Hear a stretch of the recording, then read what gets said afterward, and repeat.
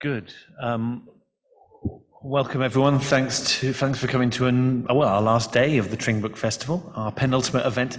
It's such an honour to have you all here. Can I welcome to the stage our host for this lovely event, Alice Adams.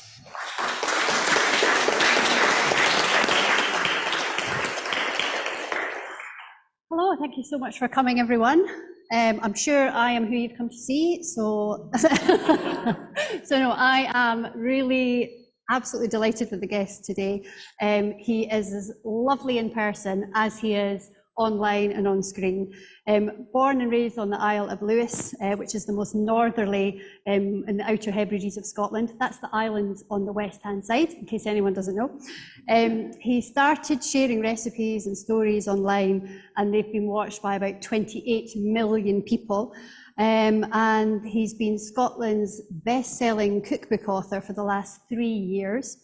And his latest book, Hebridean Baker at Home, it's got, well, like his other three, they're all fantastic.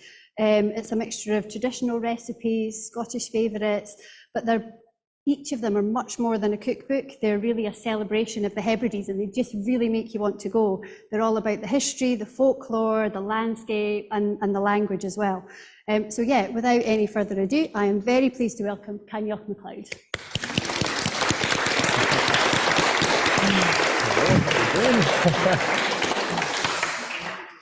Howdy everybody, how are you doing? Good to see you all. And I kilt as well, that's a good start. Kilt in the front row, I know I can sit down happily.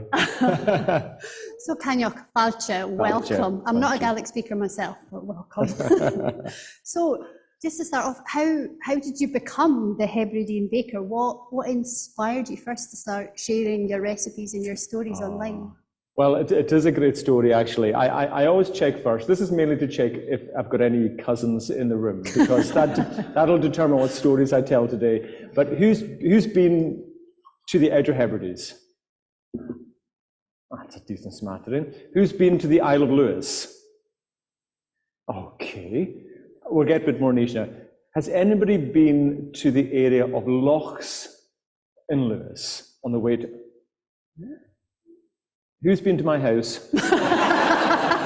Okay, so not too many cousins in the room. That's fine. I know which stories to tell now. Well, I literally can, in a kind of Golden Girls way, picture it. Outer Hebrides, whatever, 4 years ago. I can nearly picture the day. In my first book, there's a lovely photo of my Aunt Bellac, who just turned 95, and I was round at her house. And she was making what I would say is the island's probably most iconic bake. Has anybody heard of a duff? What do the mainland folk call a duff? Aye, clootie dumpling, exactly, aye, so a clootie dumpling. And so she had a clootie dumpling, that's like a boiled fruit cake, bubbling away in the stove. And that's just the one that sums up the island most. And it happened to be her 65th wedding anniversary that day to her husband, Murdo, who's 96.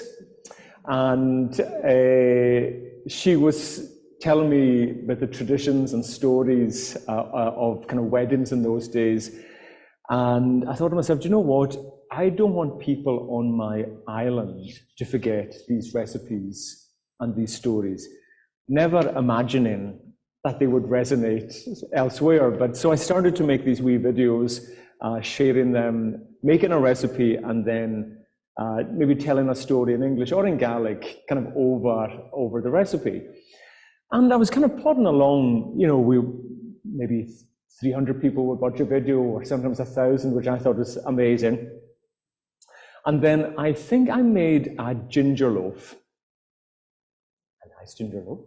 But I woke up the next morning and 750,000 people had watched the video. And I was like, it was good. I don't know if it was that good, but it was good. And so I thought, right, I better make something else. So I made another cake that day, and I woke up the next morning and over 1 million people overnight had watched this one. And I was like, right, hold on, what's going on? So unbeknownst to me, and I found this out a couple of weeks later, but I don't know if you'll know him or not. He's another one with Isle of Lewis connections, Have you heard of a guy called Donald Trump? Sounds name ring a bell. His mother's from the Isle of Lewis, sadly. No relation, Mary McLeod. I promise no relation, promise. It's a big island. He was going to ban TikTok, and that's what I was putting the videos. And you know the ladies' magazine Elle? Have you heard of Elle magazine? The American columnist in Elle magazine, the kind of Sarah Jessica Parker of Elle magazine, wrote a column about this. And the headline in the column was, "The only thing I'll miss about TikTok's the Hebridean Baker." Now, she didn't contact me. She didn't even tell me that this was going to be in the magazine. But this was the turning point. And I think my favorite line in her column was, "He sounds like what I imagine a piece of shortbread sounds like coming out of the oven." And I thought, I like that. I like that a lot. So I wouldn't thank Donald Trump for many things, but sort of he did kick off the Hebridean Baker. So between my Auntie Belloc and Donald Trump, what a pair. That's probably where this shenanigans all kind of progressed from. So amazing. Probably not the answer you were expecting. That was 100% not the answer I was expecting. But sticking with family then, so you were born on Lewis and raised on Lewis, and your mother was a Harris tweed weaver and your father a fisherman. That's right. So did you not think to go down either of those routes? No. No, I've also got 3 older brothers as well, and they all went into fishing and weaving. I always knew I was a wee bit, literally the black sheep. We have about 400 sheep in our croft, and I was the black sheep in the family. No, I didn't, even though I look back now, both my parents have passed away, but I look back very fondly on how important their careers were to their lives and how they shaped them. And for those who have been to the islands, you know how important the Harris tweed industry is to us. And so is the fishing industry. Luckily, I got my height from my mother. She was 5'11". She was quite a strong woman, doing the peats and doing the sheep. My father was only 5'6", but I got my storytelling from his side of the family, definitely. And there is actually quite one fun story, if you don't mind me telling, about my father. So he would go out in he had a big trawler fishing boat that he'd go out into the North Atlantic from Monday to Friday. But then on a Saturday back in the village, I'm from a wee village called Crumore, which I'll maybe talk about later. And he had just like a wee fishing boat, and he had creels and get us lobsters and crabs, you know, that kind of stuff at the weekend on a Saturday. So again, if you can, you know, kind of imagine yourself on the island for a wee moment, and this is the mid-80s, he's rowing home from the fishing, and suddenly he hears this big crash, and he looks round and he realizes he's hit into another boat. Not only has he hit into another boat, he's hit the Royal Yacht Britannia.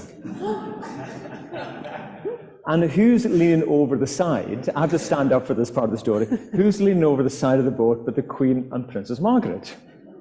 And the Queen looks over the boat and says, where have you been? I'm not very good with accents. That's my Queen Elizabeth II. Just in case you're wondering which Queen, that's who I'm talking about. Where have you been? And he looks up and goes, oh, I've been at the creels. Where have you been? He says to the Queen. And the Queen goes, oh, she says, we're on our holidays. I won't do the accent anymore. We're on our holidays. We're off to Balmoral. Oh, very good, he says. Have you got anything in for dinner? Now, according to my father, the Queen said no. I'd be very surprised if the Queen left Buckingham Palace with nothing in for dinner. But according to my father, there wasn't even a sausage on the Royal Yacht Britannia.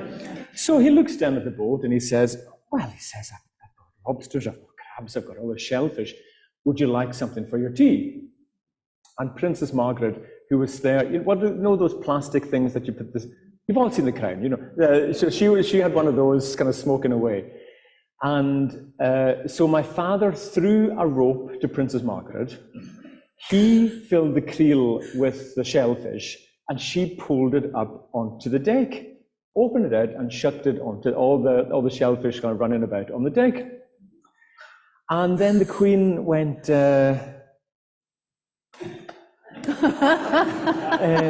I'm the Queen. I don't carry any money. How am I going to pay for this? And my father said, it's a gift from the village. We'll hope you'll return next year. And so Princess Margaret threw the creel back onto the boat, and my father waved them goodbye. Now, I should have caveated the story by saying my father did like a dram, or 6. And our house is the last in the village. So what did my father do? He went to the first house, told the story, got a dram of whiskey. Went to the second house, told the story, probably got a bigger dram. So you can imagine by the time we got to our house, the story had got quite something. And when I was going around the village asking for stories for the book, because one of my favorite parts is I've got stories about myths and legends and adventures on the island. And I went to see my cousin Rodak, who at the time was 98. And I said to her, what, any stories I should put in the book? And she even whispered it to me. She goes, you're not putting that story about your father and the Queen in the book.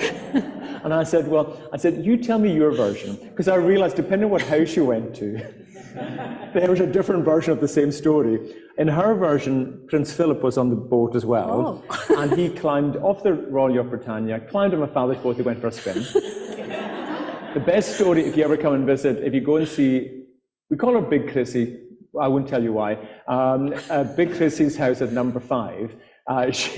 In her story, he was just about to row away, and he heard the tune of a dashing white sergeant, Scottish Ceilidh dance play, and Princess Diana came over to ask him to dance. Wow. She's quite into the village. That's probably about 11 drams in, that part of the story. Anyway, he came home, told my mother, she went, aye, very good, go to bed. And we thought that was the end of the story. I forgot to say, similarly to Donald Trump, my father is also Donald John, Doldian, but Donald John MacLeod, Doldian MacLeod. And even though there's only 30 houses in my village, there are at the time there's another 7 Donald John MacLeods living in the village. And the door opened one day, and the man from across the loch said, oh, Doldian, I think this is for you. And there was a letter. And it said, Donald John MacLeod, Cremore, Isle of Lewis. But in the top right-hand corner, there's a stamp from Balmoral. And so we all kind of curried round. He opened the letter, and it said something roughly like, Dear Mr. MacLeod, firstly, will you apologize to the village if we caused any problems when we broke down that day? We feasted on your lobsters, crabs, and shellfish that evening, and it was the best meal we had on our trip to Balmoral. Wow. See you next year. Queenie or Lizzie, I can't remember how she signs her name. Queenie, I think Queenie. And we all kind of leaned around going, he actually told the truth. He actually had met the Queen. And I think we were all so shocked at that, But anyway, I think, to be honest with you, I might be one of the only people in the world that can honestly say that my father gave the Queen crabs. And she said thank you as well. So that's not the reason I didn't take up fishing, but I think that might sum up what life was like growing up on the islands. We haven't had King Charles up for crabs yet, so I don't know if Camilla's keen on them or not, but maybe we'll next see. Year. Maybe next year. Yeah. You never know. So, I mean, that's one of the best stories I've ever heard. I love it. Just thinking, your stories and your recipes are so, they're so strongly rooted in, in the sense of place and in the community. It must have been really fun, for each of the books, thinking about the inspiration and looking out for traditional recipes and gathering those and getting recommendations. Oh my goodness, so much so. Who are the bakers in the room? Who are the cake eaters in the room? Very, very important job indeed. Well, I don't know if I've got any more, but I'm a bit of a cookbook nerd. I love collecting cookbooks. and I particularly love collecting old cookbooks, and I particularly love collecting old Scottish cookbooks. And there's one in particular. Is anybody from Scotland here? I see we're killed, but half the good half. Well, a few, okay, clever. Well, there's an amazing book, if you are into old cookbooks. It was written in 1929, and it's called The Scots Kitchen. I don't know if you've heard of it, not at all. It's written by F. Marion McNeill, and she was a minister's daughter in Orkney. And this is 1929, and she felt at the time that the identity of recipes and culture of the country was getting lost. You kind of homogenized by the world kind of thing in 1929. And so she went around the country collecting stories and recipes. And that's a big inspiration for me. And a lot of the recipes that, not a lot, but a few of the recipes have been quite inspiring for me. Because what I love is a recipe that has a story. I kind of imagine you coming to the table to serve the cake or the biscuit or whatever and say, oh, by the way. So for example, I've got shortbread called a bride's bon. I don't know if anybody's heard of a bride's bon.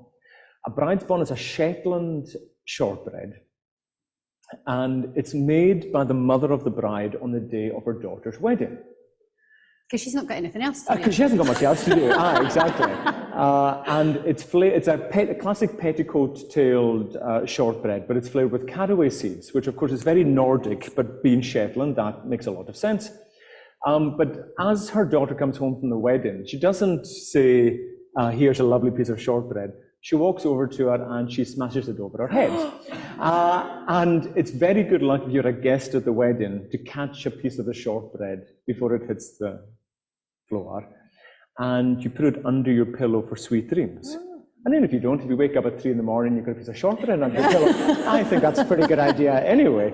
And you know, well, you'll know, what's the thing called when in Scotland, on the mainland, when the scramble, when they have a groom, scramble. I don't know if you do that down here. The groom will throw, usually coppers, onto the ground for the kids to scramble for. We're a bit too cheap up north to be throwing money away. So shortbread, fine, but not so much money. So I do love finding these recipes that have stories connected to them. There's another one called a Scots flummery. Similarly, Flora MacDonald was halfway through a Scots flummery when she was arrested for helping Bonnie Prince Charlie escape from Culloden. And I'm just imagining kind of going, oh no, can I just finish it before I go to prison? So those things really, they make me smile, and I hope they make other folks smile as well. But lots of Scottish flavors, Scottish ingredients, but nothing you're not going to have in your own cupboard. They're intentionally simple, intentionally hearty and wholesome. I always say, if your auntie's coming round to visit, that's when you get the Hebridean Baker cookbooks out. They're kind of ones that you just kind of going to put the fire on, curry around the fire. Yeah, no, they're lovely, and the recipes are lovely. I've made. I mean, it was a risk, but I've made one of the recipes, which if you might get to, I was going to say if you're lucky, but that's you can. I've made some of the biscuits out of Coinneach's latest book. So there'll maybe be some of them at the end. But one of the things I noticed was that all the going through it, they're all ingredients that I've already got. I don't have to think, how I'm going to have to order them online. Where do I get that from? No. And they all just feel really cozy and lovely, and especially this time of year and coming up for Christmas and the solstice, they just feel perfect. Really, as you say, like really nice for currying, and for non-Scottish people, curry means like cozy or cozy. like yeah. Well, do you know do you remember that phenomenon a few years ago, the hygge? Remember the Danish hygge thing? I was on a Danish radio show a wee while ago. And there were two questions I really enjoyed but one was, is there a Gaelic translation for the word hygge? And when you're on a radio show or on telly, which I've done a few things, you've got to think quite quickly, you know. And I thought to myself, do you know what? There is a perfect translation.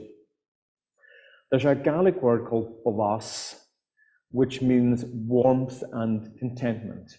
And there's a beautiful saying, my other auntie, who's not in the book and still curses me for that, who says, and she's got a lovely saying called Betty Blas Lewis, which means there's a time for everything. In other words, slow down, enjoy the things you love doing in life, and you'll find others who love doing those things too.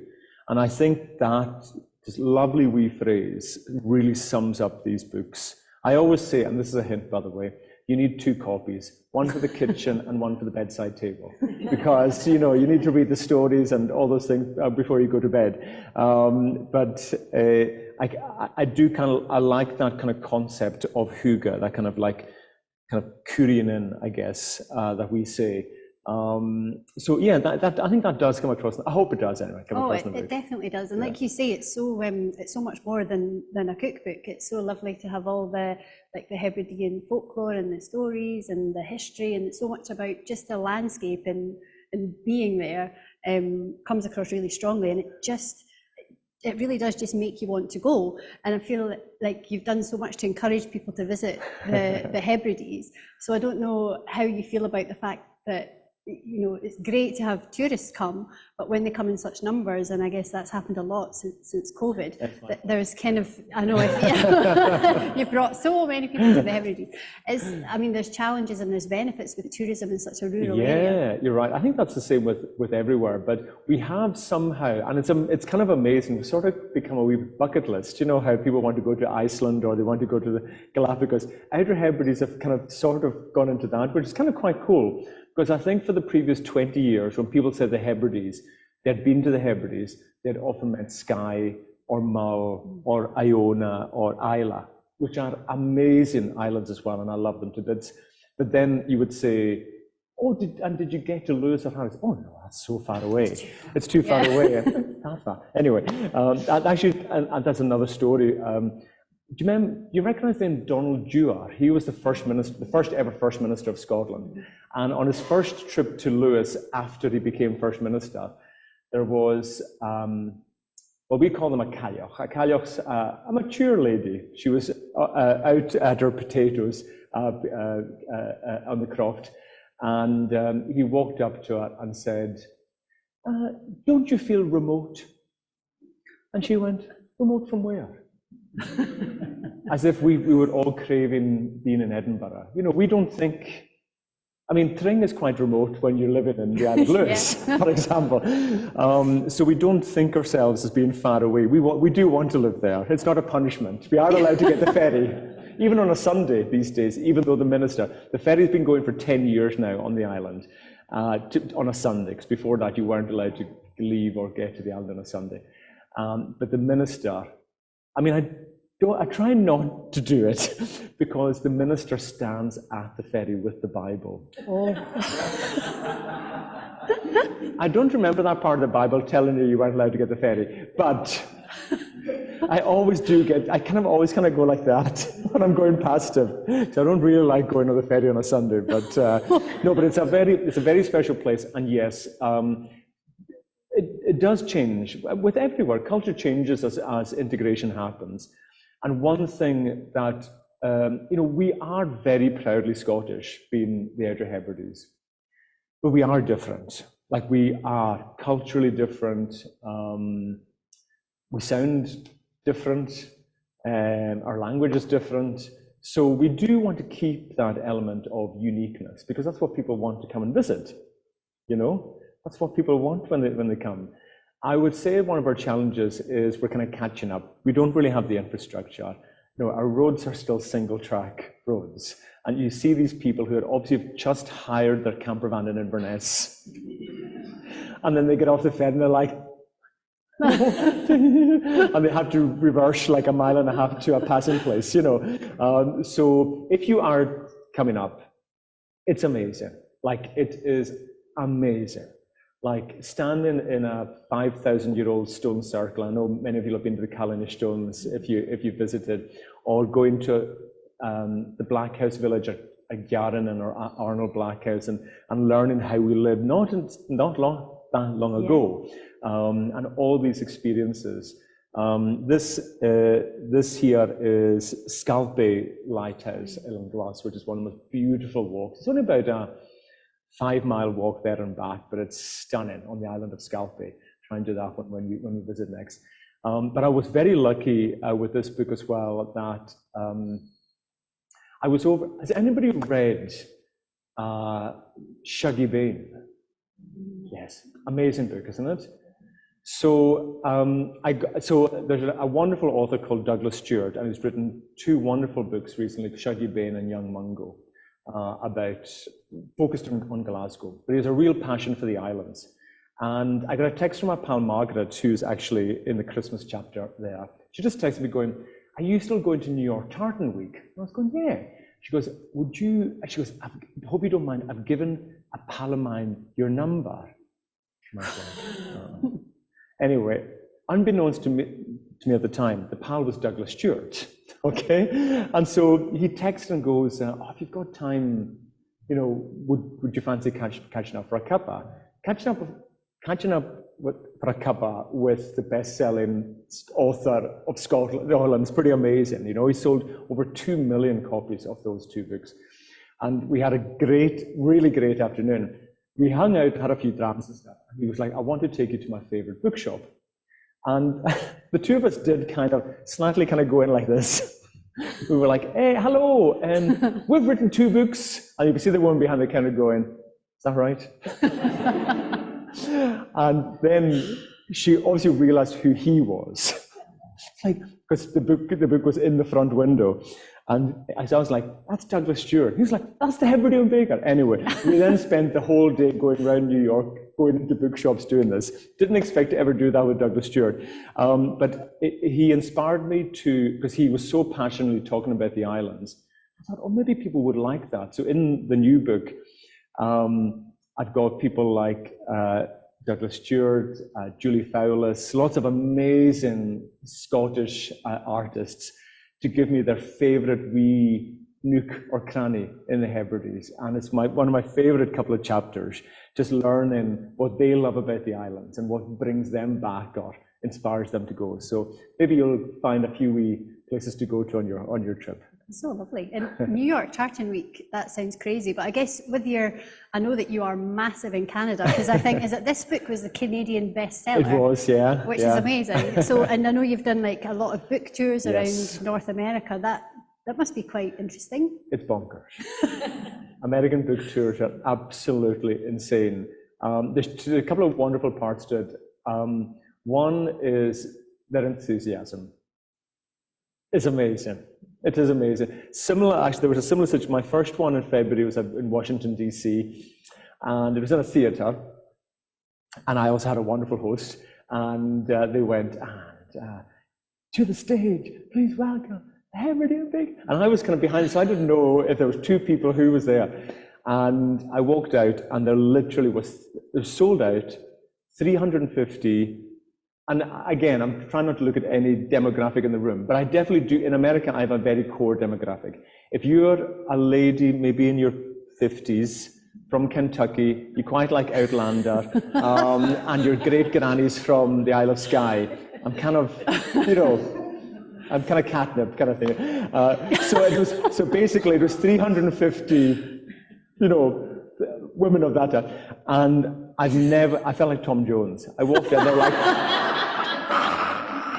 literally like that, like it was amazing. But one of my favorite things is not only when Scottish people come to my events, and not only people from my island, but people from my village come to my events around or nearby. I remember I was in San Francisco, and if you ever go to San Francisco, there's a very cool wee bookshop called Omnivore on Books, which is a cookbook bookshop. Only sells cookbooks, like amazing. And I did a wee quiz at the end, just like a fun thing, just a wee Scottish quiz. And this lady won, and I had a bottle of whiskey.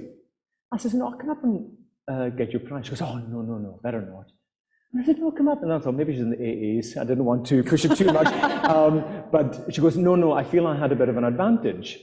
And I says, "Why?" She goes, "I'm from Stornoway," which is the main town on the island. Anyway, I ended up finding out she was a pal from the school sister. It's just one of those, always a connection and always so just wonderful. So I've got a 31 city North American book tour already booked for next year. Wow. Which is just, so everywhere from Vancouver to Jacksonville, Florida, to Tennessee, to everywhere. So really exciting, really exciting. Amazing. So if you know anybody in North America.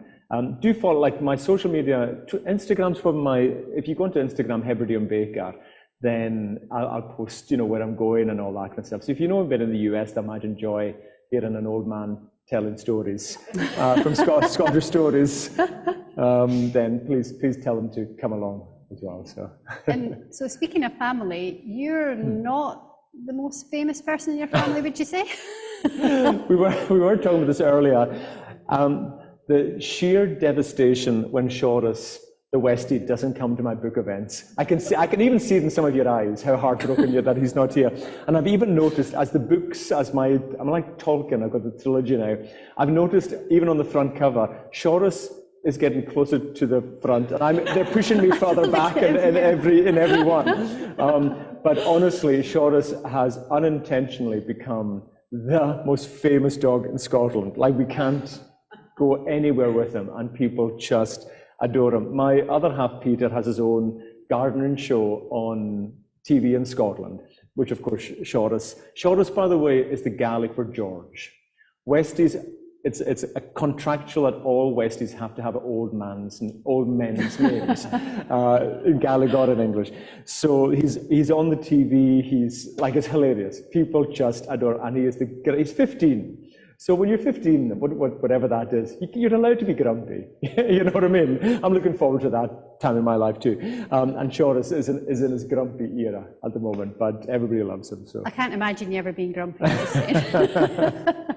So normally the three of you are quite often, you're kind of living off grid on Lewis, are you? Yeah. We live 6 months of the year off grid. So there's a lifestyle in Scotland called hutting, which comes similar to the Norwegian huta or cabin culture in North America. Or I actually used to live in Russia a long time ago, and there was a dacha lifestyle. I don't know if anybody's heard of that kind of feeling of dacha, that you'd go in the summer houses. So hutting is a big thing in Scotland. So to have a hut, it needs to be smaller than 30 square meters, so smaller than this stage, and has to be completely off-grid. So you're not allowed running water or electricity. And we can only get there by canoe. So it's about a 20-minute canoe up to our cabin, or hut as we call it. And it's fantastic. And Peter films his TV show from there, which we're filming series 3 at the moment. Okay. So if it's a lifestyle that you're in, it's not off-grid as in that kind of hardcore stockpiling beans. That's not what we mean by off-grid. It's like, having a veg plot, and just being respectful of the land and enjoying the kind of outdoors and all that kind of stuff. His book, The Art of Hutting, just came out on Thursday, so you can check that out as well. So, yeah. And is it, just thinking, I've got an allotment here in Tring, and sometimes it's tough going. It must be pretty tough going growing stuff on Lewis. Yes, it is. I'm making an assumption. We're good at potatoes. Potatoes are good. Not much else, but potatoes are good. And I like that you include a lot of, like we were saying earlier, you include a lot of kind of homegrown things and simple things in the recipe. It's just really nice. Yeah. And I know that you and Peter met through, I know you're really passionate about the Gaelic language and Gaelic song as well. And is that how you and Peter met? Is that right? Yeah, yes, it was. I don't know if there's any Hollywood directors in the room that are looking for like a kind of Gaelic romance for their next movie. But Peter is a TV director and he does his own show. And I've sang, to be fair, singing and Gaelic and it's all, everybody sings. It's not, it's not unique for me to sing. Everybody sings, kind of thing, because that's how we tell our stories.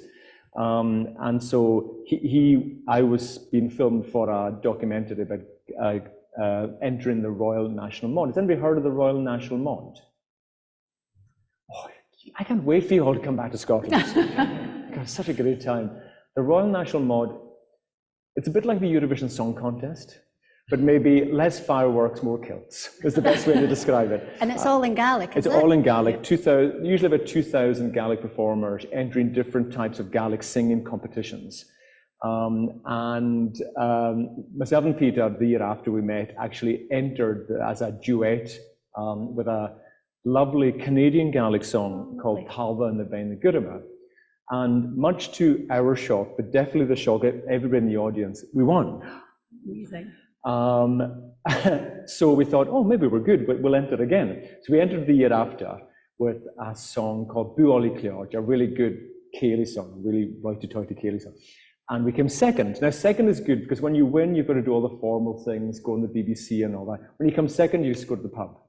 You know, Perfect. it's perfect. Nailed it. Then 2 years later, after COVID, we entered again with a song you all know. It's called Erskan and Imicleen. Everyone know that? Oh, sorry, I should give you the Scots English translation, All Lang Syne. Ah. And we came fourth. Most people get better, we're getting worse. And this year I entered, we actually competed against each other. This year we were soloists in what's called the Push the Beal competition. Push the Beal is a very specific type of Gaelic music. And if you are interested in, and you don't know too much about Gaelic music, at the back of each of my books as well, while you're in the kitchen, I've made a wee baking playlist of songs you can listen to So good. in there as well. And you've got wonderful singers like Julie Fowlis and Karen Matheson and all these wonderful people. Push the Beal is, the English translation is mouse music. And it was created at a time, the islands were very poor, but they still liked a Cayley and a dram, and a dance. So they created a style of music that was the beats or the reels or the strat-spades of piping. And usually they were created with like gossip or silly stories, you know? And so they're really, if you spoke Gaelic, they're very funny. That's kind of what I'm saying. So would you like to hear one? Yes. Are you sure? Because remember, I told you we're getting worse. We're getting worse. If you had heard us a few years ago, we were great. Well, we better hear you now while you're all right. Good point, actually. Well, maybe if I do one of the Push the Beal, then they're quite fun. They're always three parts, the Push the Beals. So the first one, I'll do one where it's the same bard, the same poet that wrote all three. So the first one's called Coinneach na Gumarich. They're tongue twisters as well, these things. Coinneach na Gumarich, that's the Gaelic for Janet Montgomery. Janet Montgomery was his neighbour. He really fancied Janet Montgomery. The second one is called Ben Endroch Nader, which I'm trying not to look at anybody in the audience. It's called The Miserable Wife. And he's talking about his own wife. Loved Janet, not so keen on his wife. And the third one is Niana Kaliche Krotiche Krubik, the daughter of the hunchbacked old granny. And she lived over the hill. Wasn't so keen on her either.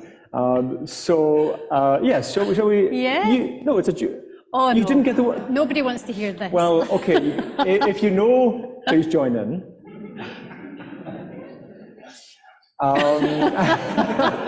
And the are Cayley songs, so if you do want to do a wee Strip the Willow or a Dash of White Sergeant or a Gay Gardens, there's plenty of space here. Got a man in a kilt, everyone wants to dance with the man in a kilt. If not, you can just try and enjoy the song. So let's see if we can give this a try. So.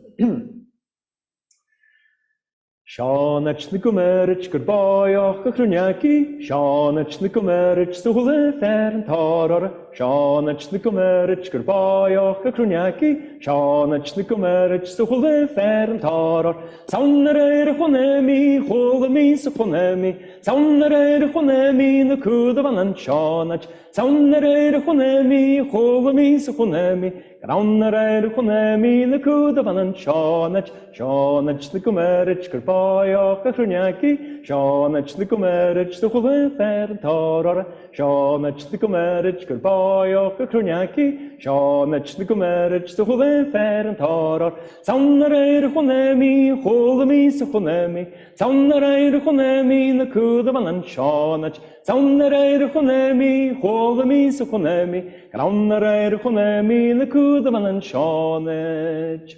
Ben en droch nader, spekker hini, ben en droch nader, njonich. Ben en droch nader, spekker hini, ben en droch nader, njonich. Ben en droch nader, spekker hini, ben en droch nader, njonich. Ben en droch nader, spekker hini, ben en droch nader, njonich. Biri kriachans, biri kraven, ben en droch nader, njonich. Biri kriachans, biri kraven, ben en droch nader, njonich. Biri kriachans, biri kraven, ben en droch nader, njonich. Ben en droch nader, spekker hini, ben en droch nader, njonich. O ní an na cailliche crotigi crú bí chiontigi cool sarti chéram brepigi casar mar shachar an nul ar chiontigi cool sarti chéram ní an na cailliche crotigi crú bí chiontigi cool sarti chéram brepigi casar mar shachar an nul ar chiontigi cool sarti chéram chiontigi cool chiontigi cool chiontigi cool sarti chéram chiontigi cool chiontigi cool chiontigi cool sarti chéram chiontigi cool brepig an tool ar chiontigi cool sarti chéram o ní an na cailliche crotigi crú bí chiontigi cool sarti chéram. Wow.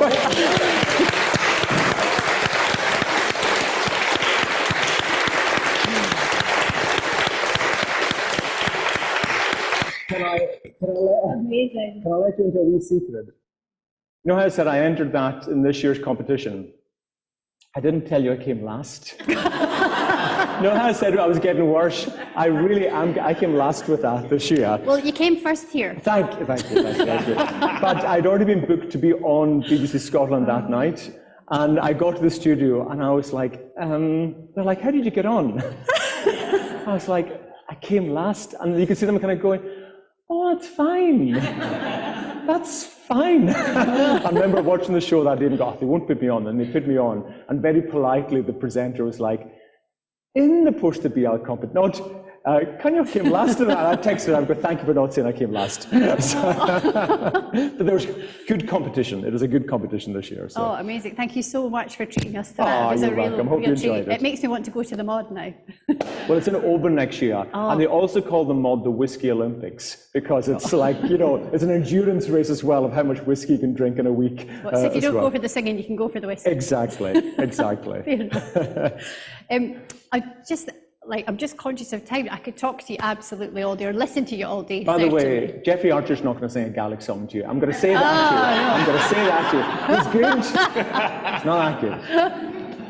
But I know you've got these 3 books, but also I know that it's not just your books that are in the shops. Is that right?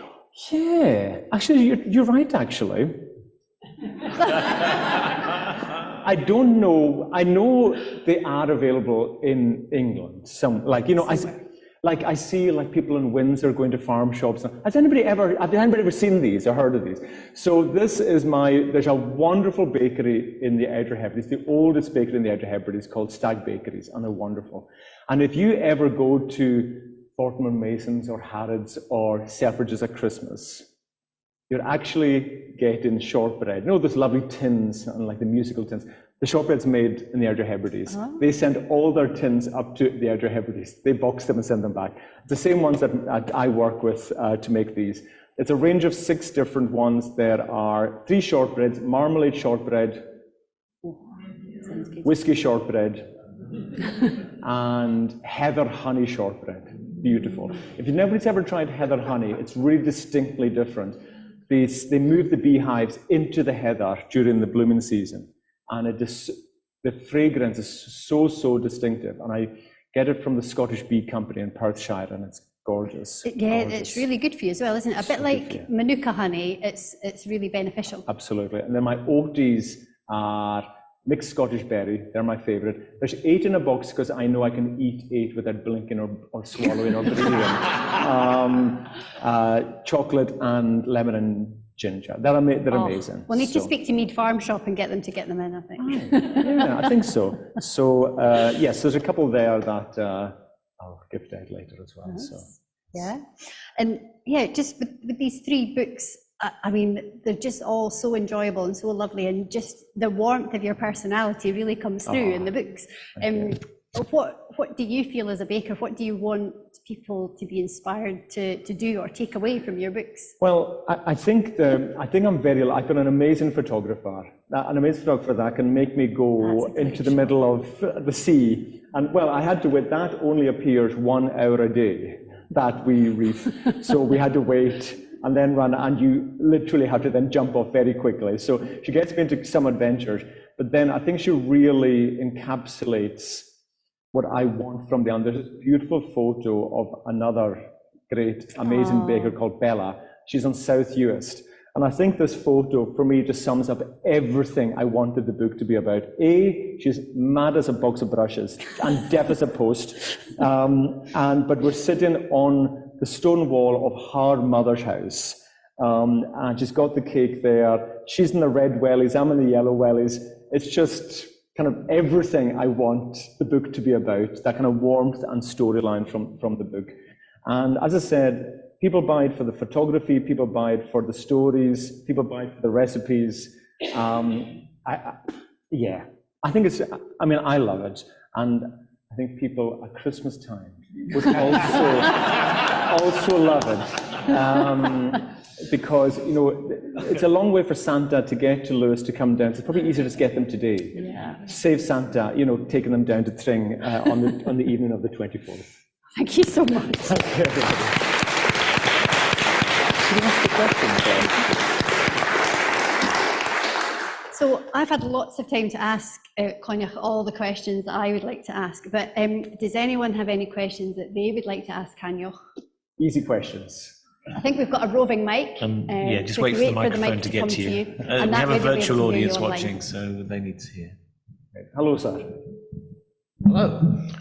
I'm sure the ladies of Kentucky will love that song. A lot of Hebrideans leave and then come back home again. Yes. Did that happen to you? Yeah, absolutely. So where did you go? Yeah, no, it's a really good question. It is, and that's a really nice way of saying it. We often, people from the islands through centuries have had to leave, be it through the clearances when it was against our will, or now because of either work or education, all those things. So after telling my mother I wasn't going to work on a fishing boat, much to her devastation, and she asked me what was I going to do, and I couldn't really answer at the time. But I ended up going to university to do one of those very handy, useful degrees. I have a Master of Arts in Old Icelandic Studies. At the time, that seemed to make a lot of sense because I'm closer to the south coast of Iceland than the south coast of England, you know, to put it into context of geography. And I loved it. Then I left and went, the hell am I going to do with this? But I ended up moving from doing that, and I moved to Russia. I moved to Moscow. I lived there for a few years. And that's where I got into writing. I was a sports journalist over there for the Times in Moscow, and I've had lots of adventures. But there's a lovely word in Gaelic called Coinneach, and it really doesn't have an English translation. But the best way to describe it is it's a longing. It's a longing for somewhere, even if you've been or not. And I get this a lot from the ladies in Kentucky, where they say, I feel like I need to go. There's something in me that I know I'm connected to those islands, and I've never been, and I've never met your auntie, but I know I feel I want to meet her. And that's the Gaelic word Coinneach, and it draws people back. And it doesn't matter if it draws you back when you're 22, 30, 40, that's fine. But everybody eventually wants to get back home, and that's very, very special indeed. So I've done a wee bit of gallivanting, but it's nice to be back. Yes, ma'am. There's a question. Mic's just coming. I was just wondering what your brothers feel about your fame now. It is quite strange. I mean, not that I think of myself as a confident person, I think, but I do enjoy telling stories. My brothers are the complete opposite. The wonderful thing is they do appear in the books, much to their disappointment. They didn't want to be in the books, but they are in the books. And I think they wouldn't tell me, but I think they are proud. They just wouldn't tell me that. We're quite, there's a lovely thing they say about, I read in a book that they say about island folk. So to get off the island, we'd often take the ferry from Stornoway to Ullapool on the mainland, and then you'd get the bus to Inverness, and then the bus to wherever you're going. And I read in a book once that if you get on the bus at Ullapool and sit beside somebody from Lewis, if you don't speak to them, they're too shy to speak to you. But if you say hello, by the time you get to Inverness, you'll know everything, and you'll be going round for dinner the next time you're home. And I think there is a wee bit of that we haven't got a huge amount of confidence in what we do. And that's why I'm lucky that I've got this to be able to promote the islands on behalf of myself and other people. But when I go home, so my name's Coinneach, and Coinneach in Gaelic, don't laugh because I can see you all, even those of you who are watching online. Coinneach's the Gaelic word for handsome, okay? And I was a very cute 2-day-old baby. It's gone, a bit like my singing, it's gone very downhill over the last 49 years. But I think they just joke about that I was always destined to do something ridiculous because of my name. I think, as I said, I think they're proud, although I don't think they'd actually tell me. Yes, ma'am. They grow an ancient grain on the Orkney Isles called beer meal. Yes, better. Do they yes. grow that on the Hebrides as well, or No, do you not use that? No, we don't use it, but it's a wonderful thing. I was in Orkney quite recently, and what I absolutely love about the fact that Berrymale is very specific to the Northern Isles of Orkney is the fact that you can go to one island. You can't just say, oh, I've been to the Scottish Islands. They are so different, and the fact that you can be very specific and say there's a grain from one island that we don't get elsewhere. I want to give another example of that as well. There is a recipe. My first chapter is in the new book is I call Scottish bakes. They're all Scottish, but these are ones that particularly Scottish. And there's a lovely photo of a great friend of mine, Teresa, who I was on the phone to last night. She's from the island of Barra, which is the most southerly of the Outer Hebrides. And she's making a bonnochstroin. Now, that is so specific to Uist and Barra. Being from Lewis, I'd never heard of this. And when I asked her, because she's a great baker, she says, what are you going to make? And she's going to make a bonnochstroin. I was like, I've never heard of that. It's only made one day a year on Michaelmas, and it's to celebrate the end of harvest. And only on the islands of Uist and Barra. And when you look at it, it's quite an interesting bake. It's a scone inside a treacle pancake. Oh, only the Scottish could do it. It's so carb on carb. It's very carb on Scottish. Carb, yeah. And remember there's Uist, there's North Uist, Benbecula, South Uist, Barra, and Battersea. And each island is also, the recipe is slightly different. And Teresa's like, the pressure and choosing which one, because some put caraway seeds in, some put raisins, this one is plain and you butter it and those kind of things. So I think it's wonderful that, you can be it with Gaelic, because our Gaelic is different in different islands, or our produce, like you can go to islands and feel something different. And I loved my trip to Orkney, because it feels very culturally different, but we do feel quite, there's a similarity, but we're a wee bit different. So yes. But I did bring quite a lot home to bake with. So, any other questions? The next question is going to win. See, there we go. The next question is going to get a box of shortbread. So make it a good question. Oh, no pressure.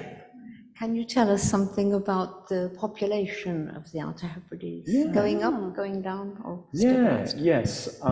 So this is interesting. I was recently in the Faroe Islands. Has anybody ever been to the Faroe Islands? Isn't it a wonderful place? I loved it. And it was funny because it was out of season. There's actually a direct Edinburgh-Tórshavn flight in the summer. But in the winter, I had to fly Stornoway, Glasgow, London, Copenhagen, Tórshavn. And as you're coming in, the wee thing with the map? Yeah. Like literally, I was like, there's Lewis there, I'm just coming from there. So it's very close. But if you look 50 years ago, the Faroes and the Outer Hebrides had nearly exactly the same population. We were both at around 35,000, and the Outer Hebrides and Faroe Islands. And now we are down to about 22,000, and they're up to 55,000. So what has changed? What has made and I never use the word remote, as you know, but if we're remote, Faroes they're pretty out there. So how have they managed to grow their population? And I would say a big part of it is connectivity. The connectivity of Faroes is much stronger. You can fly to New York, you can fly to Edinburgh, you can fly daily to Copenhagen and Reykjavik. There's a daily ferry to Iceland, daily ferry to Denmark.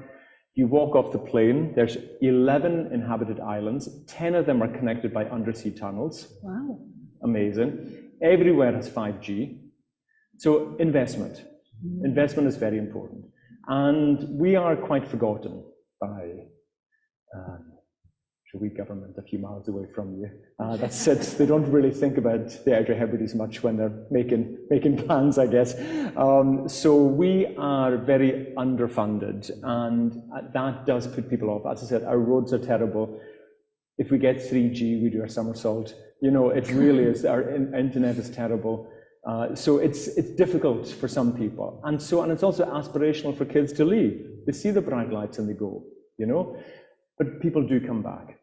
And for me, the most important thing is even if people come to stay, which is amazing, there are so many new people coming to stay, but it's important that they use the adage, when in Rome. You know, learn a bit about the culture.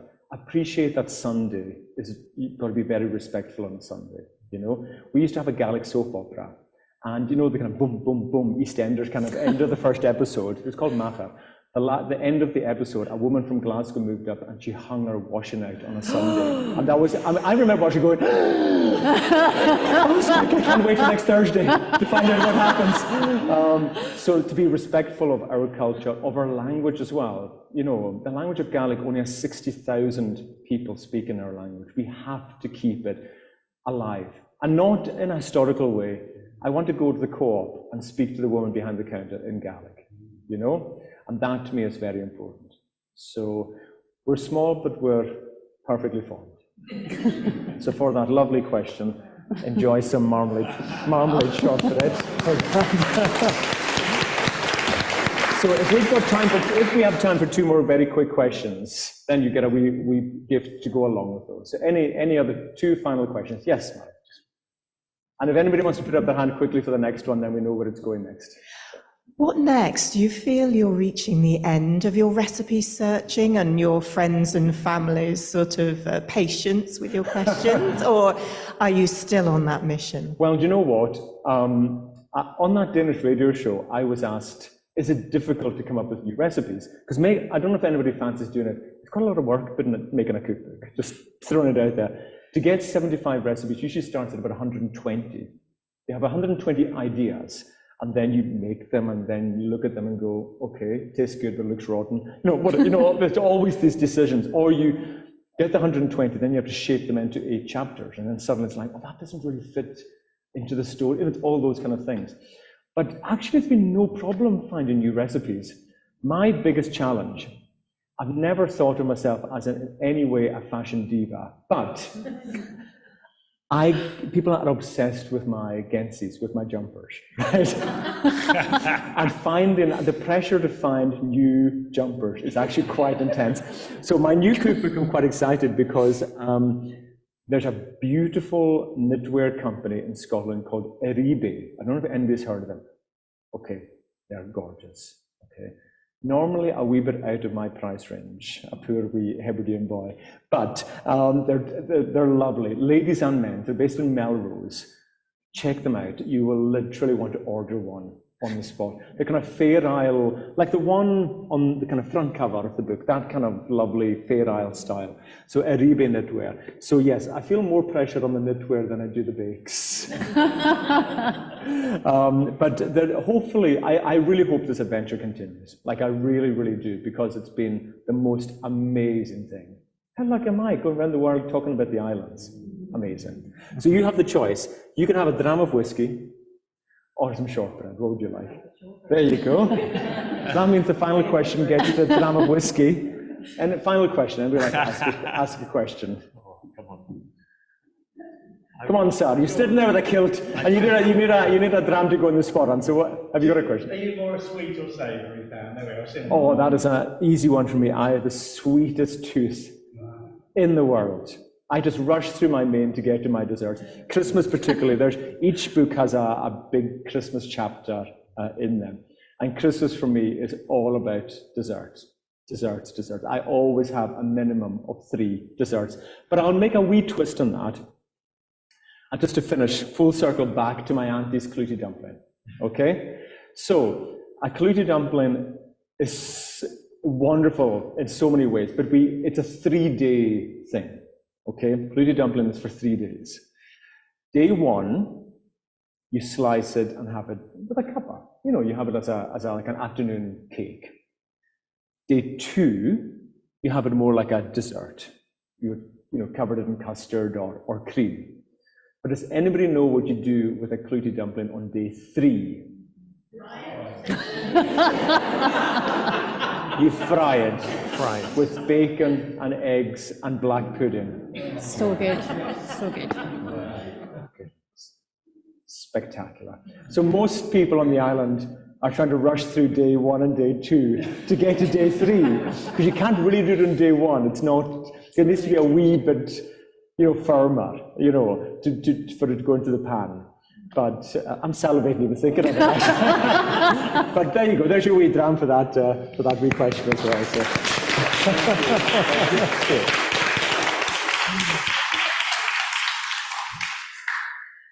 Coinneach, thank you so much. It has been an absolute pleasure to talk to you, and I'm sure everyone's really enjoyed themselves. It's been really lovely to talk to you. Thank you so much for travelling all the way here to remote Tring to see us. I mean, some people who live in London think Tring is remote. Good point. Good point. Well, everybody, I'll be outside signing books for you and for Christmas presents as well. But even if you don't get the chance to buy a book, you just want to come and say hello. Hugs at half price, I forgot to mention today as well.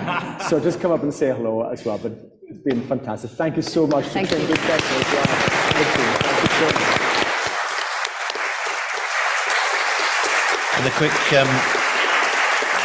And a quick word of thanks to Alice Adams for interviewing as well. Thank you.